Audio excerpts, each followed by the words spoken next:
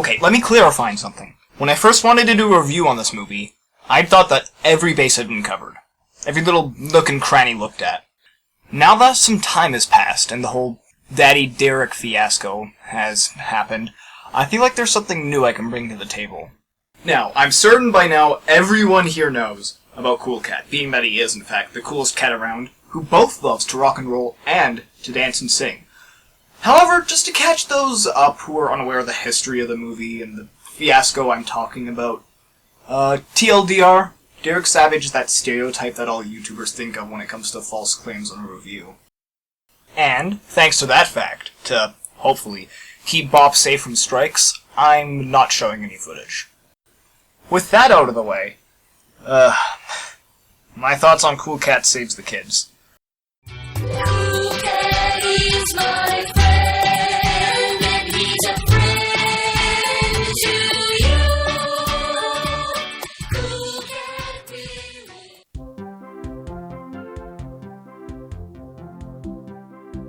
The child actors, while inexperienced, seemed to enjoy themselves, and I found that cute. Derek clearly put a lot of work and passion into it, and it was on a tight budget, so I can respect that. There are a few moments when it's just so bad it's good. Like, it's amazing. The morals are sometimes good for children. I think the way that Cool Cat handled the gun whole thing was, you know, right. It was the right thing to do. The composer clearly put some work in. Seriously. Getting a child choir to sing and making the music that I could seriously believe was stock had they not listed him. It's good. Not the best, but I liked it. They made a competent movie. Well, not the best, but I've seen much worse. I'd rather watch another Derek Savage movie than most of the generic AAA movies. If I had kids, I'd let them watch it. On mute, or maybe just the best scenes with the least moral issues, or something along those lines. I wouldn't be opposed to it. Derek's, Cool Cat's dad in the series. That's kind of sweet, you know, from an artist's perspective. I mean, it's kind of, yeah, it's nice. It's a nice thought.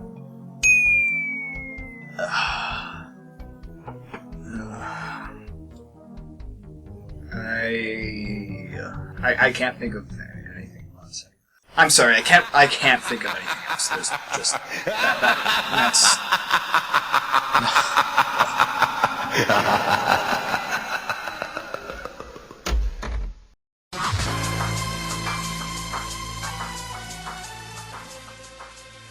There's bad directing, okay?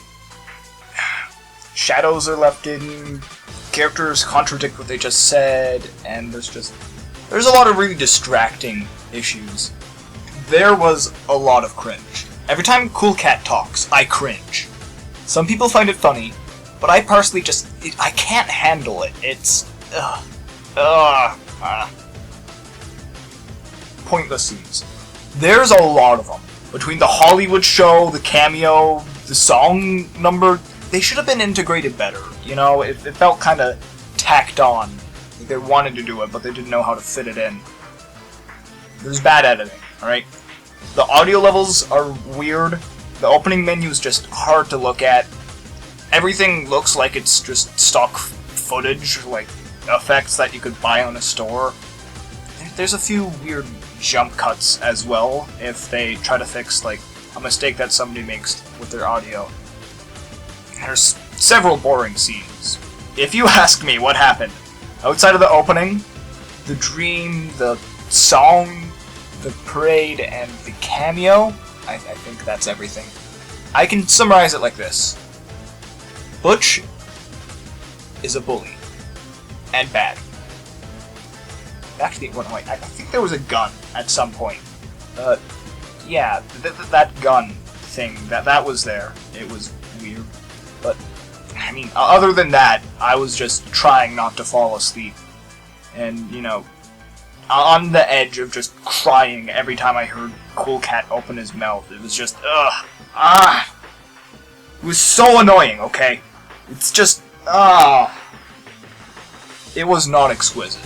It was not exquisite. And the morals, okay. Several times, Cool Cat does something that's immoral or just bad in general, or that is kind of hypocritical, such as that one child, Maria, I think her name was. She got this text. Cool Cat tells her, "Hey, even though you don't know who this is, you should open it." That's not a good idea. That's how scamware gets to you. And at some point, she was even like, "What if we just won a contest?" I was thinking to myself, "Girl, you just got scammed. They're taking the money clean out of your pocket." And then, oh, the road scene. All right. So he's saying that you have to look both ways before you cross the road, and you know what? That's an admirable message. You know, that's something that kids can actually learn from. And then, after chasing Butch, he doesn't look both ways. He just books it clean down the. And I'm sorry, like those two scenes being back to back, it's something that even a kid would notice it right away, and that's troubling to me. And there's a couple others, but I can't think of them right now. Cool Cat's mom. Cool Cat's mom. Hey, you know, I don't blame Derek. Plenty of people ship themselves with original characters. It's not weird at all, okay? If you make a story, you have the freedom to put anything you want in it. And I don't... Moving on, Cool Cat himself, his lines are cheesy. His voice is grating. He moves, like, kinda jerky and weird, and it's just... I feel bad for the person who's wearing that costume. A couple of his lines, like, "Cool Cat loves all kids," that kinda creeped me out a couple times. And then, Derek Savage's influence on this movie. There's a few undertones to it that just... It makes this movie kinda feel sour. Like, when he's talking... One of the characters are talking about cyberbullying, and a couple of other times throughout this movie, I won't go into specifics. There's just a number of times throughout this movie where I felt off-put just from the thought of what Derek had already done. And I couldn't get around it. I couldn't. I mean, from the way that he demonstrates bullies kind of being flawed to just a lot. And the praise that he gets a lot of praise in this movie. Not necessarily directly, but the movie kind of seems to inflate himself in a way. And with all that context in mind, it's troubling to watch. It kind of ruins the movie.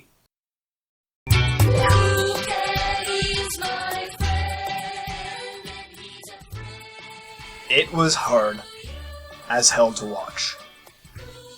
I'm not kidding. I'm gonna show you guys some of the footage that I collected. I was originally gonna do a full reaction and then cut down to the best parts. I couldn't. Here's the first 12-ish minutes, like somewhere in the first 12 minutes. Just you can get a good picture of how I felt about it from just that.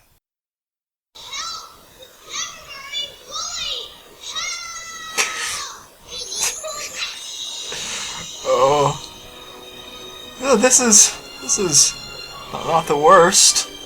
It's not the worst. No. What? Oh God. Oh. Oh no. You already said that. Stop it. So does my daddy. I cringed a lot. A lot. There were 4 emotions that I felt watching this movie. Cringe. I told you already how much I cringed. I felt like joyous laughter. Like I laughed really hard at a couple of those scenes. I felt bored, just absolutely bored to tears a couple times. Like once I got past the cringe and it started to stop phasing me as much, it was the same thing over and over. And I thought it was cute from time to time. I was actually hoping I'd laugh a lot more at Cool Cat. But I just winced every time his mouth opened. I'm sure most people would want to watch it again, but I can't for the life of me. I mean, like, aside from the occasional, laugh, and those occasional laughs are just blessings. They're beautiful, and they make me laugh so hard. Cool Cat just wasn't enjoyable to watch, even ironically. Mostly because of just the way that the movie became a mouthpiece for Daddy Derek's opinion. It's kind of like an insight into the way that he sees the internet. There was too many times when I cringed and winced, and there was too many times where I was bored for me to actually want to watch it again. And please, if you were directly affected by the whole Derek Savage going savage issue, don't watch it again. Just don't.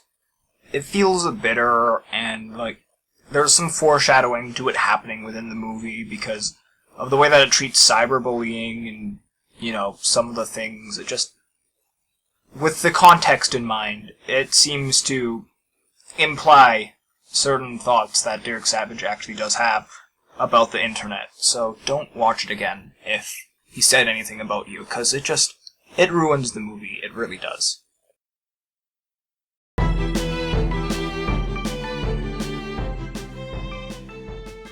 I'd say watch the highlight reel or an online review. That way you can enjoy the so bad it's good comedy without the boredom setting in or having to sit through the parts which are kind of tainted from Derek's point of view, and especially when you take into consideration the whole internet fiasco. Even if you do want to watch it, just don't give him the money. You just be showing companies that the internet and people like us will tolerate bullshit like that. We need to make a statement that won't fly. Aside from that, I'd encourage you and some buddies to check it out. It sucks, sad to say, but there are a few things to like about it, so don't sweep it under the rug. All that being said, thanks for watching.